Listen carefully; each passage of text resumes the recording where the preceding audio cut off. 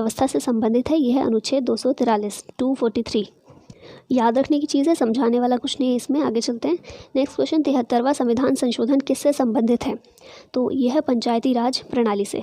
अब देखिए यहाँ है संविधान संशोधन, ठीक है। तो मतलब कि स्टार्टिंग जो मूल संविधान है उसमें संवैधानिक दर्जा पंचायती राज प्रणाली को, पंचायती राज व्यवस्था को या फिर नगरपालिका को नहीं दिया गया था।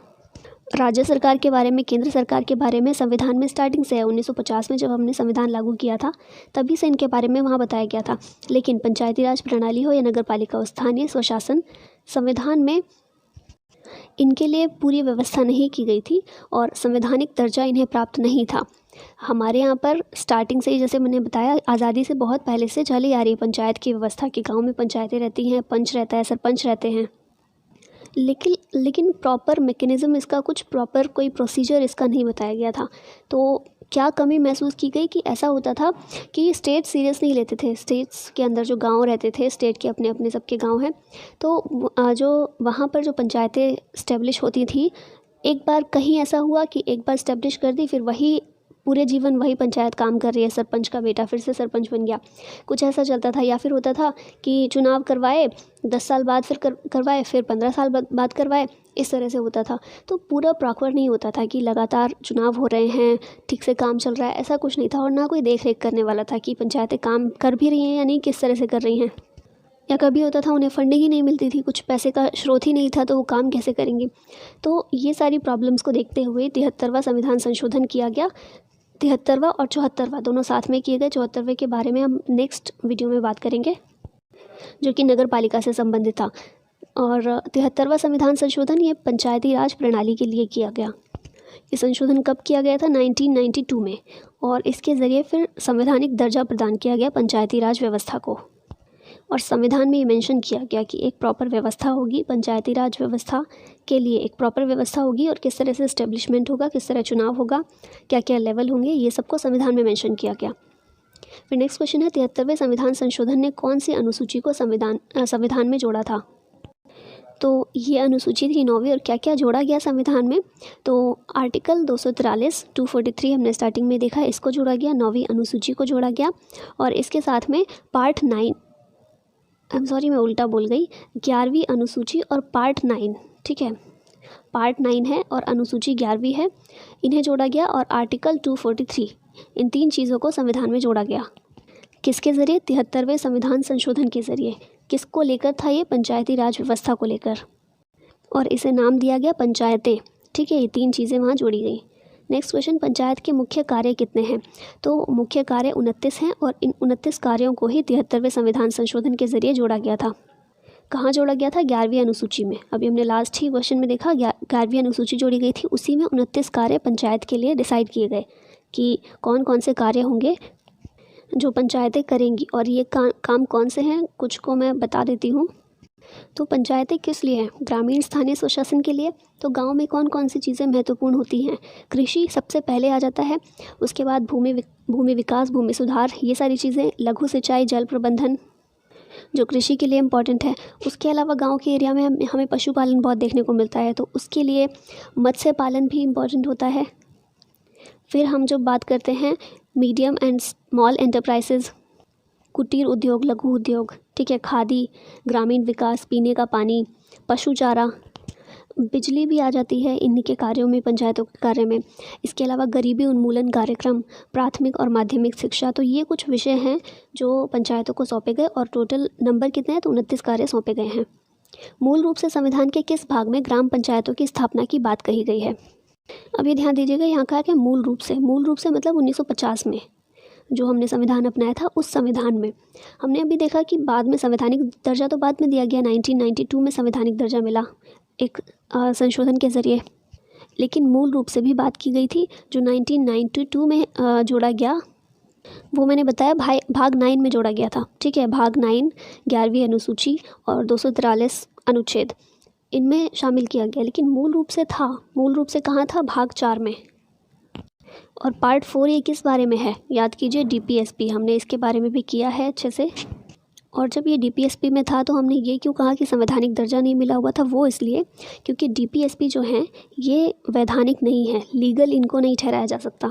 ये सिर्फ ऐसी चीज़ें बताई गई हैं, ऐसे सिद्धांत बताए हैं जिनके अनुसार राज्य काम करेगा, लेकिन अगर राज्य उनके अनुसार काम नहीं करता तो राज्य को उसके लिए जिम्मेदार नहीं ठहराया जा सकता। तो इसीलिए संवैधानिक दर्जा नहीं कहा जा सकता। डीपीएसपी में मेंशन था, ग्राम पंचायतें मेंशन थी भाग 4 के अंतर्गत। और भाग 4 के अंदर भी कौन सा अनुच्छेद है, तो अनुच्छेद 40 के अंदर पंचायतों का मेंशन किया गया था कि राज्य का कर्तव्य होगा कि वो पंचायतों को गठित करने के लिए आवश्यक कदम उठाए। ठीक है, लेकिन क्योंकि राज्य के ऊपर ये कहीं से भी ये राज्य कहीं से भी बाधित नहीं थे कि ग्राम पंचायतें उन्हें गठित करनी है। ठीक है, नहीं करेंगे तो उनके खिलाफ कुछ हो सकता है, कार्रवाई हो सकती, तो ऐसा कुछ नहीं था। इसीलिए फिर ज़रूरत महसूस की गई कि संवैधानिक दर्जा दिया जाना चाहिए और फिर तभी 73वां संविधान संशोधन किया गया। उसमें 9वें भाग में पार्ट 9 में 11वीं अनुसूची जोड़ी गई, जिसमें 29 विषय दिए गए पंचायतों को, और आर्टिकल 243 के अंतर्गत इनका मेंशन किया गया। फिर नेक्स्ट क्वेश्चन है, भारत में पंचायती राज अधिनियम कब लागू हुआ? हमने देखा 1992 में यह अधिनियम लाया गया था। ठीक है, लागू कब से हुआ? 24 अप्रैल 1993 से। ठीक है, 1993 से लागू हुआ। फिर नेक्स्ट क्वेश्चन, राष्ट्रीय पंचायती राज दिवस कब मनाया जाता है? तो जिस दिन लागू हुआ था 24 अप्रैल 1993 को लागू हुआ था, और 24 अप्रैल के दिन ही तब से हम हर साल पंचायती राज दिवस के रूप में मनाते हैं। भारत में किसके अंतर्गत पंचायती राज प्रणाली की व्यवस्था की गई है? तो हमने देखा ही नीति निर्देशक सिद्धांतों के अंतर्गत पंचायती राज प्रणाली की व्यवस्था की गई थी भारत में, अनुच्छेद 40 के अंतर्गत, जो कि पार्ट 4 में आता है। पंचायती राज किस सूची में सम्मिलित है? हमारे पास 3 सूचियां हैं, संघ सूची, राज्य सूची, संवर्ती सूची। संघ सूची जिसमें केंद्र कानून बना सकती है, राज्य सूची जिसमें राज्य कानून बना सकते हैं, और संवर्ती जिसमें दोनों के अधिकार क्षेत्र में वो विषय आते हैं। तो पंचायती राज जो व्यवस्था है पूरी, वो राज्य सूची के अंतर्गत दी गई है। ठीक है, राज्य सूची में इसको मेंशन किया गया है। और पहले जो डीपीएसपी में था उसको संवैधानिक दर्जा देकर राज्य की जिम्मेदारी अब बना दी गई है कि राज्य की जिम्मेदारी है कि वो पंचायती राज व्यवस्था की स्थापना करे, पंचायतों की स्थापना करे अपने राज्यों में। तो ये राज्य सूची के अंतर्गत आता है। 73वें संविधान संशोधन के अनुसार पंचायती राज संस्था का कार्यकाल कितने वर्ष रखा गया है? जैसे लोकसभा, राज्यसभा, विधानसभा और विधान परिषद, इन सभी को हमने देखा कार्यकाल होता है इन सभी के सदस्यों का। तो पंचायती राज संस्था का कार्यकाल कितने वर्ष है? तो इनका कार्यकाल है 5 वर्ष। हर 5 साल बाद पंचायतों के चुनाव होते हैं हर एक गांव में। पंचायती राज प्रथम कहाँ प्रवर्तित किया गया? सबसे पहले पंचायती राज की स्थापना कहाँ हुई थी? तो देखिए, पंचायत के लिए ना, पंचायती राज व्यवस्था को स्थापित करने के लिए कई सारी समितियों की टाइम पर स्थापना की जाती रही है। कई सारी समितियां बनाई जाती रही हैं। और समितियां किस लिए? ताकि वो अपने अपने सुझाव दे सके कि पंचायत को भारत में किस तरह से इस्टेब्लिश किया जा सकता है, एक प्रॉपर तरीका क्या हो सकता है।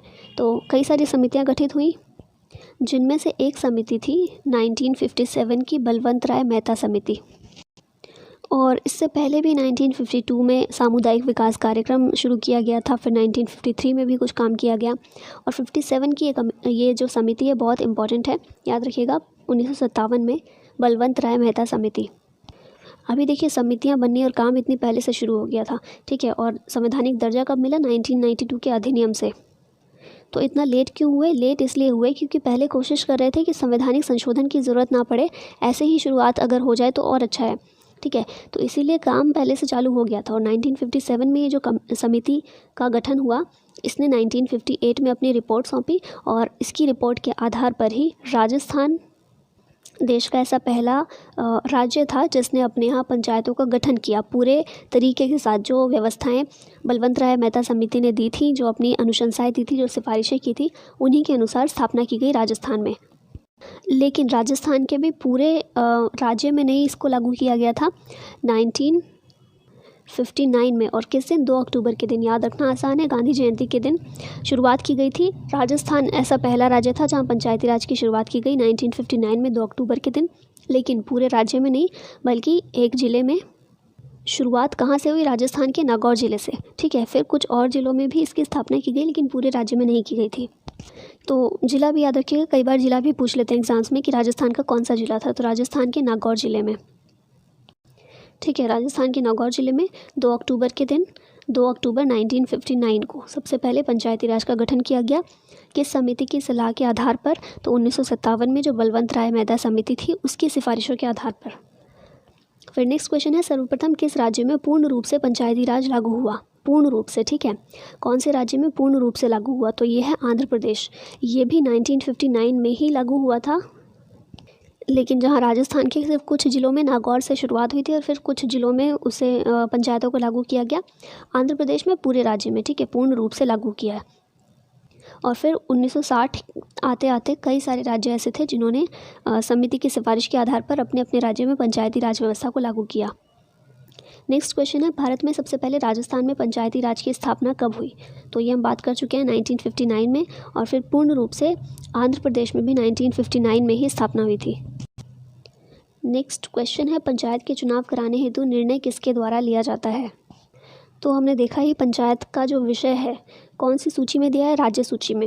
तो ये जो निर्णय होता है पंचायत के चुनाव कराने का, ये भी राज्य सरकार के द्वारा लिया जाता है, ठीक है। केंद्र का कोई हस्तक्षेप नहीं है, क्योंकि ग्राम की बात हो रही है, स्थानीय बात हो रही है, तो केंद्र तक नहीं पहुंचते, राज्यों के स्तर पर इसको काम सौंपा गया है, ठीक है। तो राज्य सरकार। पंचायती राज संस्थाओं के निर्वाचन हेतु कौन उत्तरदायी है? लास्ट क्वेश्चन जो था वो था कि निर्वाचन का डिसीजन कौन लेता है। यहाँ है कि निर्वाचन का डिसीजन तो हो गया, अब निर्वाचन के लिए उत्तरदायी कौन है, कौन चुनाव कराएगा, कौन डेट डिसाइड करेगा, कौन सब कुछ देखेगा? तो ये होता है राज्य निर्वाचन आयोग की देखरेख में, ठीक है। निर्वाचन आयोग जो होता है इसका भी हम देखेंगे आगे बाद में किसी वीडियो में। तो निर्वाचन आयोग होता है एक केंद्र का है और सभी राज्यों के भी निर्वाचन आयोग हैं, ठीक है। तो जो पंचायतों के जो भी चुनावी प्रक्रिया होती है उसकी तैयारी, उसकी देखरेख, उसकी मतदाता सूची तैयार करना, नियंत्रण करना, पूरी तरह से चुनाव करवाना और जो भी पूरा प्रोविज़न करना है वो काम होता है राज्य निर्वाचन आयोग के अधिकार क्षेत्र में आता है वो। निम्न में से किस समिति के सिफारिशों के आधार पर भारत में पंचायती राज का उदय हुआ था? तो ये भी मैं बता चुकी हूँ, 1957 की बलवंत राय मेहता समिति।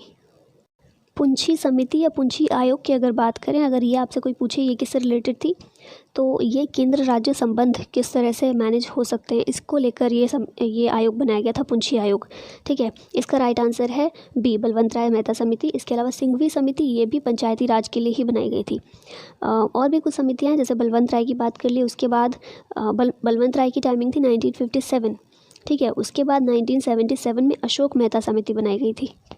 ये 1977 की अशोक मेहता समिति भी इम्पॉर्टेंट है क्योंकि इसने जो सिफारिशें की थी कुछ राज्यों ने उन सिफारिशों को भी अपनाया। वैसे तो ओवरऑल जो लागू की गई है पूरे भारत में, जो पंचायती राज व्यवस्था लागू की गई है वो बलवंत राय मेहता समिति की सिफारिशों के आधार पर ही है, लेकिन कुछ राज्यों ने उसको भी अपनाया है, तो इसलिए अशोक मेहता समिति ये याद रखनी भी इम्पॉर्टेंट है।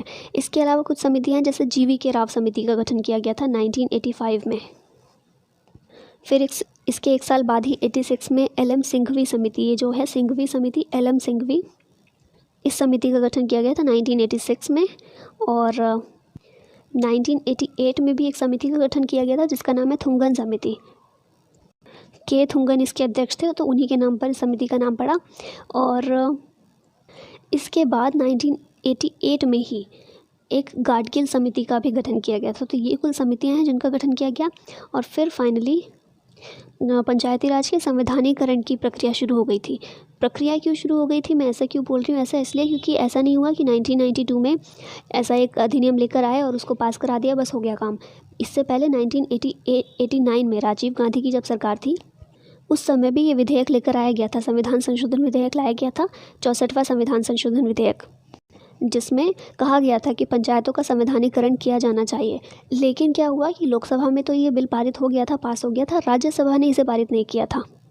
हमने पूरी प्रक्रिया देखी है ना, कोई भी बिल लेकर आते हैं तो उसके पास कराने के लिए क्योंकि एक साधारण विधेयक था, साधारण विधेयक नहीं, संविधान संशोधन विधेयक था, ठीक है। तो उसमें दोनों की मंजूरी चाहिए होती है। तो लोकसभा ने पारित किया, राज्यसभा ने नहीं किया, तो कैंसिल हो गया, पारित नहीं हो पाया। फिर उसके बाद VP सिंह की सरकार आई 1989 में ही, ठीक है। राजीव गांधी की सरकार खत्म हुई, VP सिंह की सरकार आई, तो उन्होंने भी इसकी शुरुआत की 1990 में, फिर से एक विधेयक लेकर आए, संशोधन विधेयक। लेकिन क्या हुआ था, VP सिंह की सरकार गिर गई थी, ठीक है, कार्यकाल पूरा नहीं किया था, तो सरकार गिर गई तो विधेयक भी समाप्त हो गया।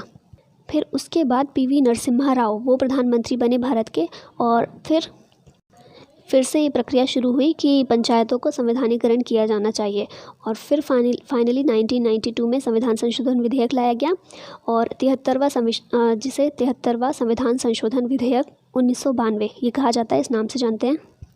और फिर फाइनली 24 अप्रैल 1993 से भारत में पंचायती राज व्यवस्था इसको लागू कर दिया गया।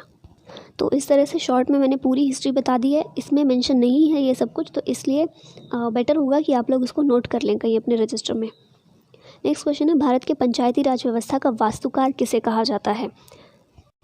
तो ये है BR मेहता, बलवंत राय मेहता, क्योंकि इन्हीं की अध्यक्षता में समिति का गठन किया गया था 1957 में और इन्होंने जो सिफारिशें दी थी उन्हीं को कॉमनली माना गया, ठीक है। और फिर उसी के आधार पर पंचायती राज व्यवस्था की शुरुआत की गई भारत में।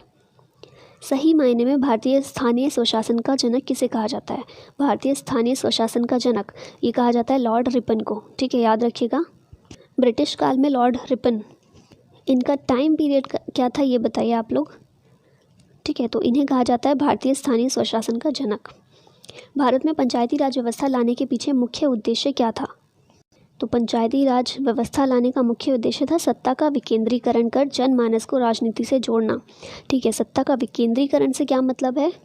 इंग्लिश में इसको बोलेंगे डिसेंट्रलाइजेशन। डिसेंट्रलाइजेशन आप वर्ड से अगर समझ रहे हो, विकेंद्रीकरण मतलब कि केंद्रीकरण को ख़त्म करना। सत्ता किसी एक केंद्र में नहीं होनी चाहिए, केंद्र सरकार या राज्य सरकार के अंदर ना हो, बल्कि लोग भी उसका पार्ट बने, ठीक है। इसी को कहा जाता है विकेंद्रीकरण।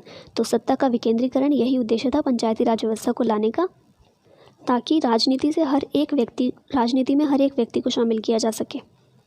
अशोक मेहता समिति ने पंचायती राज व्यवस्था के अंतर्गत कितने स्तरीय ढांचे की स्थापना की सलाह दी? तो अशोक मेहता समिति, मैंने बताया इंपॉर्टेंट है, 1977 में इस समिति की स्थापना की गई थी और इसके हिसाब से पंचायती राज व्यवस्था के 2 लेवल इसने बताए थे। 2 स्तरीय पंचायती राज व्यवस्था की स्थापना के लिए इसने सिफारिश की थी। कौन कौन से 2 स्तरों की बात की थी? तो आंसर है B और C दोनों, मंडलीय पंचायत और ज़िला परिषद, ठीक है। मंडल और ज़िला ये 2 लेवल पर पंचायती राज व्यवस्था स्थापित होनी चाहिए, ऐसा अशोक मेहता समिति का कहना था। इस समिति की सिफारिशों पर ज़्यादा ध्यान नहीं दिया गया था, लेकिन 3 राज्य थे ऐसे, कर्नाटक, वेस्ट बंगाल और आंध्र प्रदेश। ये 3 राज्य ऐसे थे जिन्होंने इस समिति की सिफारिशों पर थोड़ा ध्यान दिया और इसने जो चीज़ें कही थी उनमें से काफ़ी चीज़ों को अपनाने की कोशिश की। ये हम कब की बात कर रहे हैं? जब संवैधानिक दर्जा नहीं प्राप्त हुआ था, ठीक है, पंचायतों को, तब की बात कर रहे हैं। तो तभी अशोक मेहता समिति आई थी और उस समय पर ही हमने देखा कि 1959 में राजस्थान में सबसे पहले स्थापना हुई, फिर आंध्र प्रदेश ने की, ठीक है, पंचायती राज व्यवस्था की स्थापना। तो उस समय पर राज्यों ने शुरू कर दिया था, संवैधानिक दर्जा नहीं प्राप्त हुआ था। तो उस समय की बात चल रही है। अशोक मेहता समिति ने जो सिफारिशें दी थी, बाकी सभी स्टेट ने ध्यान नहीं दिया, ज़्यादा बात इस पर नहीं हो पाई, लेकिन ये 3 स्टेट्स थे जिन्होंने इस समिति की सिफारिशों को थोड़ा अपनाने की कोशिश की। भारत में कितने स्तरीय पंचायती राज की स्थापना की बात कही गई है? अशोक मेहता समिति ने 2 लेवल की बात की थी, लेकिन भारत में जो पंचायती राज व्यवस्था की स्थापना की गई है वो 3 स्तर पर की गई है और 3 स्तर की जो पंचायती राज व्यवस्था है उसकी बात बलवंत राय मेहता समिति ने की थी, ठीक है। बलवंत राय मेहता समिति ने 3 स्तरीय पंचायती राज व्यवस्था की बात की थी। प्राय पंचायत समिति में कितने प्रकार के सदस्य होते हैं? अभी यहाँ पंचायत समिति की बात आ गई है, लेकिन इससे करने से पहले मैं 3 लेवल बता देती हूँ। लास्ट क्वेश्चन पर ही आते हैं। पहले 3 स्तर जो हैं, ये 3 स्तर कौन कौन से हैं?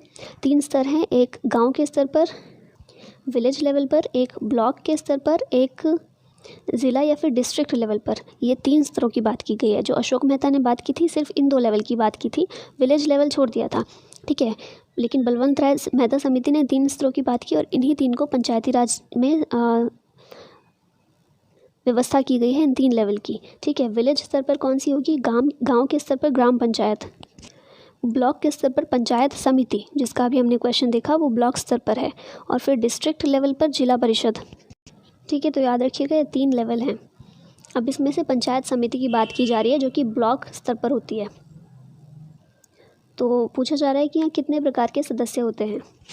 तो इसका आंसर है उपरोक्त सभी पदेन सदस्य भी होते हैं, सहयोगी सदस्य भी होते हैं और सहयोजित सदस्य भी होते हैं।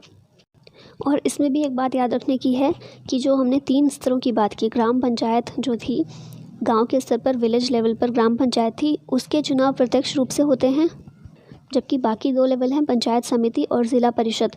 इनका गठन अप्रत्यक्ष रूप से चुने सदस्यों के द्वारा होता है।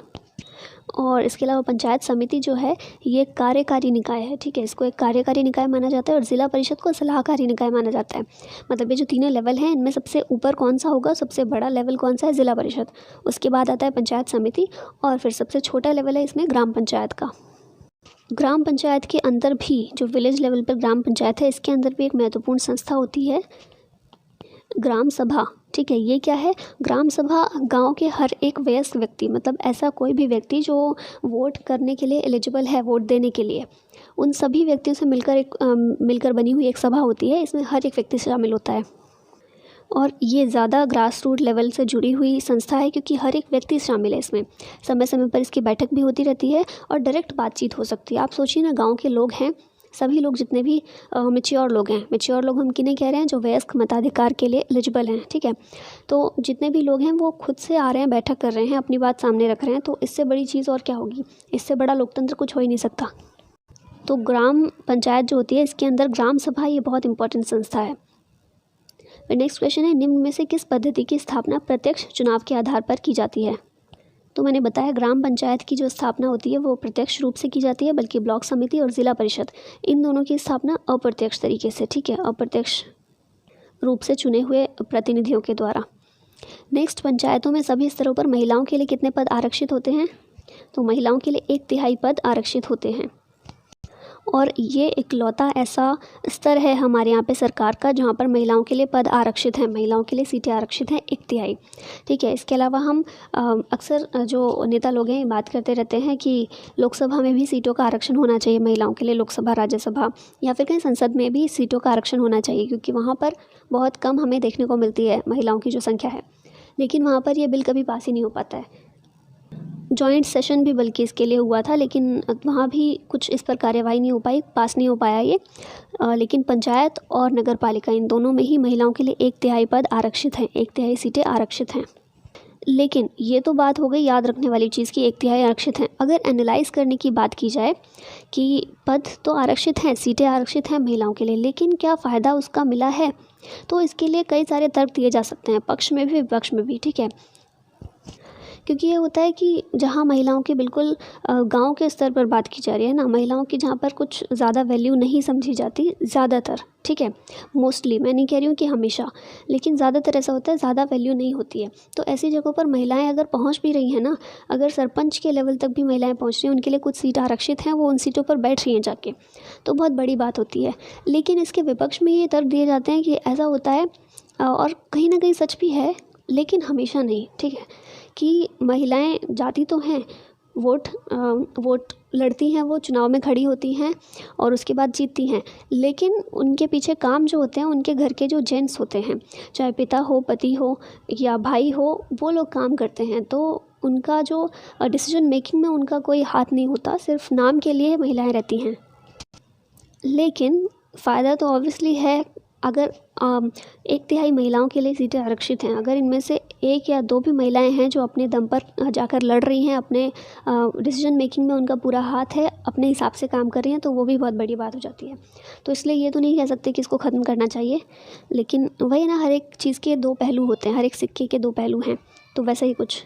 नेक्स्ट क्वेश्चन, यदि पंचायत भंग होती है तो कितनी अवधि के अंदर निर्वाचन होना अनिवार्य है। तो कोई से भी अगर चुनाव है, लोकसभा में भी यही था, राज्यसभा तो खैर भंग ही नहीं होती है, विधानसभा में भी यही था कि अगर भंग होती है तो 6 महीने के अंदर अंदर चुनाव होने ज़रूरी हैं। और सेम ये पंचायत का भी है, अगर भंग हो गई है पंचायत, 5 साल का वैसे टर्म है, लेकिन अगर 5 साल से पहले भंग हो गई है तो 6 महीने से ज़्यादा वो खाली नहीं रहेंगी वो सीट्स, ठीक है। 6 महीने के अंदर अंदर चुनाव करवाना ज़रूरी है। पंचायत चुनाव के लिए उम्मीदवार की आयु कितनी होनी चाहिए। अभी आप लोग बताइए, लोकसभा, राज्यसभा, विधान सभा और विधान परिषद, इनके लिए कितनी कितनी आयु की ज़रूरत है। हम बात कर रहे हैं अभी पंचायत के लिए। पंचायत चुनाव के लिए उम्मीदवार की आयु कितनी होनी चाहिए, तो ये है 21 वर्ष, ठीक है। इतनी कम इनमें से किसी में भी नहीं है, तो 21 वर्ष होनी चाहिए। हमारे चुनाव देने के लिए कितनी होनी चाहिए, 18 वर्ष, और 21 वर्ष का कोई भी व्यक्ति पंचायत चुनाव के लिए उम्मीदवार बन सकता है। सरपंच और उप सरपंच की अनुपस्थिति में ग्राम सभा में बैठक की अध्यक्षता कौन करेगा। ग्राम सभा, मैंने बताया था ना, ग्राम सभा क्या है, जितने भी 18 वर्ष से ऊपर के लोग हैं वो सभी ग्राम सभा के सदस्य होते हैं, ठीक है, जो भी वोटर हैं 18+ के। तो इनकी अध्यक्षता, जो ग्राम सभा की बैठक समय समय पर होती रहती है, अध्यक्षता कौन करता है? सरपंच। अगर सरपंच नहीं है तो उप सरपंच, और अगर ये दोनों की अनुपस्थिति है तो अध्यक्षता कौन करता है इस बैठक की? ग्राम सभा के द्वारा निर्वाचित व्यक्ति। मतलब ग्राम सभा में जितने भी सदस्य बैठक में आए हैं वो जिस भी व्यक्ति को निर्वाचित करें कि बैठक की अध्यक्षता कौन करने वाला है, तो उसी व्यक्ति के द्वारा अध्यक्षता की जाती है। नेक्स्ट क्वेश्चन, पंचायती राज संस्थाएं अपनी निधि हेतु किस पर निर्भर करती हैं? तो ये जो निधि मिलती है सरकार द्वारा दिए जाने वाले अनुदान पर निर्भर करती हैं पंचायती राज संस्थाएं, ठीक है। और कौन सी सरकार? राज्य सरकार। हमने देखा था स्टेट्स के ऊपर सारा कार्यभार सौंपा गया है, तो स्टेट्स की जो भी सरकारें होती हैं, स्टेट्स की गवर्नमेंट्स होती हैं, उनके द्वारा जो अनुदान दिया जाता है, ठीक है। अनुदान क्या होता है? अनुदान टैक्स कहाँ जा रही हूँ, अनुदान ऋण नहीं है, कोई उधार नहीं होता। उधार में हमें ब्याज भी चुकाना पड़ता है और उसे वापस भी करना पड़ता है। अनुदान हमें वापस नहीं करना होता, न ही उस पर कोई ऋण, न ही उस पर कोई ब्याज देना होता है। तो अनुदान, ठीक है, राज्य सरकारें अनुदान देती हैं। तो राज्य विधानमंडल जो होते हैं, राज्य सरकार जो भी टैक्स वगैरह लगाती है उनका एक हिस्सा, उनका एक फिक्स्ड हिस्सा पंचायतों को भी दिया जाता है राज्य विधानमंडल के द्वारा। इसके अलावा राज्य की जो समेकित निधि होती है उससे भी पंचायतों को अनुदान दिया जाता है। और राज्य सरकार ही एक ऐसा फंड बनाती है जिसमें जो भी धन पंचायतों को दिया जाएगा उसको जमा किया जाएगा और उससे पंचायतें समय समय पर निकाल कर अपना काम करें। ग्राम पंचायतों की आय का स्रोत क्या होता है? अभी हमने बात की थी निधि कैसे, फंड कैसे जमा करते हैं, तो राज्य सरकार फंड देती है। अभी आय का स्रोत, कमाई कैसे करती हैं पंचायतें, ग्राम पंचायतें अपनी, तो वो होती है मेले और बाज़ार में लगने वाला कर, ठीक है। कर की भी कुछ कर लेने की शक्ति भी दी गई है पंचायतों को, लेकिन बहुत ज़्यादा नहीं। इसीलिए हमेशा प्रॉब्लम होती है ग्राम पंचायतों के साथ यही कि उनके पास आय का स्रोत बहुत कम होते हैं, तो वो काम कहाँ से करेंगे? टैक्स लगा सकते हैं लेकिन सीमित तौर पर, तो उन्हीं में मेले और बाज़ार में लगने वाला कर शामिल है जो पंचायतें लगा सकती हैं। किस राज्य में पंचायती राज प्रणाली नहीं है? अभी इससे क्या मतलब है नहीं है? तो देखिए कुछ स्टेट्स ऐसे हैं, कुछ जहाँ पर आदिवासियों की संख्या ज़्यादा देखने को मिलती है, तो ऐसे कुछ स्टेट्स में छूट दी गई है कि वो स्टेट्स जिस तरह से चाहें अपने स्टेट्स में पंचायती राज व्यवस्था को लागू करें। जैसे पूरे देश में लागू है वैसा ही करना है, ऐसा उन पर नहीं है, बाध्य नहीं है वो।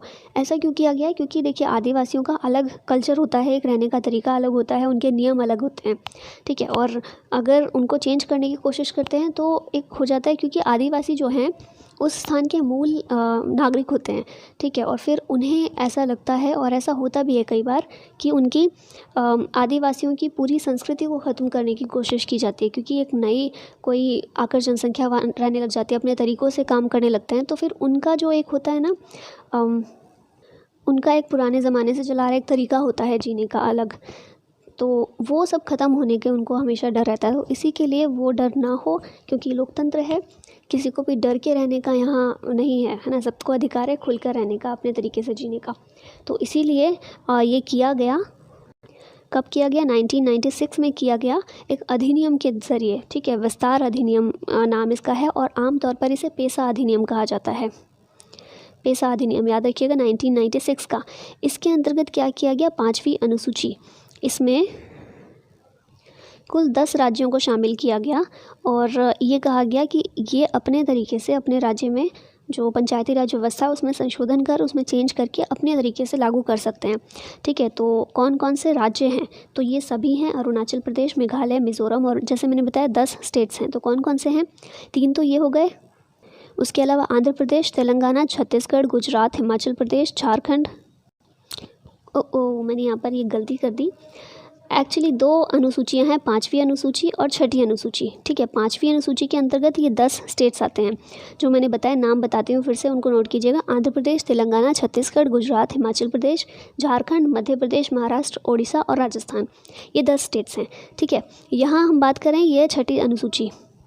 अरुणाचल प्रदेश, मेघालय, मिज़ोरम और नागालैंड भी इसके अंदर आता है।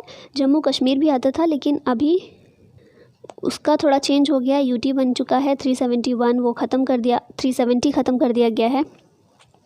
तो ये जो 6ठी अनुसूची के स्टेट्स हैं ये सभी, इनमें पंचायती राज प्रणाली नहीं है, और वो जो 10 स्टेट्स हैं पेसा अधिनियम के अंतर्गत, ठीक है। ये पेशा अधिनियम के अंतर्गत ये 10 स्टेट्स हैं, तो इनमें पंचायती राज प्रणाली है लेकिन इनके अपने तरीके की है और यहाँ पर इन्हें पूरी छूट दी गई है कि वो किस तरह से चाहते हैं। हालांकि संसद इसमें चेंज कर सकती है, संसद को अगर ज़रूरत महसूस हो तो संशोधन करके चेंज कर सकती है, लेकिन फ़िलहाल नहीं किया गया है। ग्राम पंचायतों के कार्यों का सामाजिक अंकेक्षण कौन करता है? सामाजिक अंकेक्षण यानी कि सामाजिक रूप से देखना कि काम ठीक से कर रही है ग्राम पंचायतें या नहीं कर रही, तो ये ग्राम सभा है। क्योंकि हमें पता है ग्राम सभा में सभी वयस्क लोग होते हैं और समय समय पर बैठक होती रहती है, तो इसी बैठक में ये देखते हैं कि ग्राम पंचायतें जो काम कर रही हैं अपना वो किस तरह से कर रही हैं, ठीक से कर रही हैं या नहीं कर रही हैं। ठीक है, तो इसी को कहा जाता है सामाजिक अंकेक्षण। कौन करता है? ग्राम सभा। नेक्स्ट क्वेश्चन है, निम्न में से कौन सा कथन सही नहीं है? ठीक है, तो सारे ऑप्शन को देखते हैं। भारत में पंचायती राज की स्थापना जवाहरलाल नेहरू ने की थी, हमने इसके बारे में नहीं पढ़ा है, तो अभी आगे देखते हैं। मध्य प्रदेश में सबसे पहले पंचायती राज की स्थापना हुई, ये बिल्कुल पढ़ा है। मध्य प्रदेश में हुई नहीं, कहाँ हुई थी? राजस्थान में सबसे पहले, राजस्थान के नागौर जिले से। ठीक है, तो ये गलत हो गया, पूछा है सही नहीं है, तो आंसर हमारा मिल गया है। बाकी देख लेते हैं। 73वां संविधान संशोधन 1992 से लागू हुआ था, बिल्कुल ठीक है। तमिलनाडु ने द्विस्तरीय पद्धति अपनाई, ये भी बिल्कुल ठीक है। ठीक है, तो हमें आंसर मिल गया, क्या है? बी। मध्य प्रदेश में नहीं हुई थी बल्कि राजस्थान में हुई थी। तो इस तरह से बाकी सारे ऑप्शन तो ठीक ही होंगे। फिर ग्राम सभा के संबंध में कौन सा कथन सही नहीं है? यहाँ भी पूछा गया सही नहीं है, पढ़ते हैं एक एक करके। ग्राम सभा में गांव स्तर पर गठित पंचायत क्षेत्र में निर्वाचित सूची में पंजीकृत व्यक्ति होते हैं। मैंने बताया ये कि पंचायत क्षेत्र में जितने भी निर्वाचक सूची में पंजीकृत व्यक्ति होंगे, 18+ जितने भी लोग होंगे, वो सभी इसके पार्ट होते हैं, इसमें शामिल होते हैं, बिल्कुल ठीक है। यह पंचायत क्षेत्र में पंजीकृत मतदाताओं की एक ग्राम स्तरीय सभा है, ये भी बिल्कुल ठीक है। इसकी शक्तियाँ विधानमंडल द्वारा निर्धारित की गई हैं, ये भी ठीक है। और गलत कौन सा है? यह वही कार्य कर सकती है जो कि केंद्र सरकार ने बताएं। अब देखिए, बाकी ऑप्शंस अगर आपको नहीं भी पता हो तो यहाँ से आप पकड़ सकते हैं कि नहीं, केंद्र सरकार ने बताया है। मैंने बताया था कि राज्य सूची में इसे शामिल किया गया, सारा काम राज्य को सौंपा गया, केंद्र से कोई मतलब नहीं है। ठीक है, तो केंद्र सरकार फिर कैसे आ जाएगा? केंद्र सरकार कैसे बता सकती है कि आप ये काम करो या नहीं करो? फिर नेक्स्ट क्वेश्चन है, पंचायती राज के संबंध में कौन सा कथन सही है? अभी यहाँ बोला गया सही है, ठीक है, तो मतलब एक ही कोई सही होगा, बाकी सारे गलत होंगे। कौन सा है देखते हैं। माध्यमिक और जिला स्तर के प्रमुखों के लिए प्रत्यक्ष चुनाव होता है, बिल्कुल गलत है ये। क्यों? क्योंकि कहाँ जो पहला स्तर होता है ग्राम पंचायत जो है उसके लिए प्रत्यक्ष चुनाव होता है, माध्यमिक और जिला स्तर के लिए अप्रत्यक्ष होता है। फिर है, पंचायतों में चुनाव लड़ने के लिए न्यूनतम आयु 18 वर्ष होनी चाहिए, बिल्कुल नहीं, 21 वर्ष थी। पंचायती राज संस्थाओं का चुनाव राज्य निर्वाचन आयोग कराता है, ये वाला स्टेटमेंट बिल्कुल ठीक है। फिर नेक्स्ट है, पंचायतों की वित्तीय समीक्षा के लिए 6 साल बाद वित्त आयोग की स्थापना की जाती है, तो ये वाला भी गलत है, 6 साल के बाद नहीं, 5 साल के बाद की जाती है। ठीक है, तो इस तरह से इसका राइट आंसर होगा सी। तो हमारे आज के क्वेश्चन ख़त्म होते हैं यहीं। एक चीज़ और है, लास्ट वीडियो का डाउट है थोड़ा सा, दीवानी न्यायालय, फौजदारी न्यायालय और मुंसिफ अदालत ये क्या होती हैं? तो दीवानी न्यायालय की अगर बात करें तो जो भी सिविल मामले होते हैं, जैसे कि संपत्ति से रिलेटेड कोई मामला हो गया, मान लीजिए मकान मालिक और किराएदार के बीच कोई झगड़ा हो जाता है, ठीक है, किराए को लेकर या किसी किराए को लेकर ही, तो वो जो मामले को सॉल्व करेगी उसे कहा जाएगा दीवानी न्यायालय। ठीक है, फौजदारी न्यायालय क्रिमिनल कोर्ट इसको बोलते हैं। क्रिमिनल कोर्ट नाम से ही समझ आता है, फौजदारी न्यायालय यानी कि क्राइम से रिलेटेड, कोई मर्डर हो गया है, रेप हो गया है, कोई खून खराबा हो गया है, तो ये जो भी मामले होते हैं ये फौजदारी न्यायालय में जाते हैं। और मुंसिफ अदालत क्या है? जो दीवानी मामले हैं, दीवानी न्यायालय के जो मामले होते हैं, सबसे छोटा स्तर उसका, ठीक है, सबसे छोटा लेवल। जैसे हमने अभी आज ही के लेक्चर में बात की ना, पंचायतें जो होती हैं 3 स्तर होते हैं उसके, सबसे छोटा स्तर कौन सा है? ग्राम पंचायत। तो ऐसे ही जो दीवानी न्यायालय है उसका सबसे छोटा स्तर वो होता है मुंसिफ अदालत। ठीक है, मुंसिफ अदालत में दीवानी मामले, सिविल मामले देखे जाते हैं। तो आई होप डिफरेंस समझ में आया होगा। जो क्वेश्चंस पूछे हैं उनका आंसर ज़रूर कीजिएगा। तो इसी के साथ इस वीडियो को यहीं ख़त्म करते हैं और मिलते हैं नेक्स्ट वीडियो में। Thank you so much for watching the video. जय हिंद।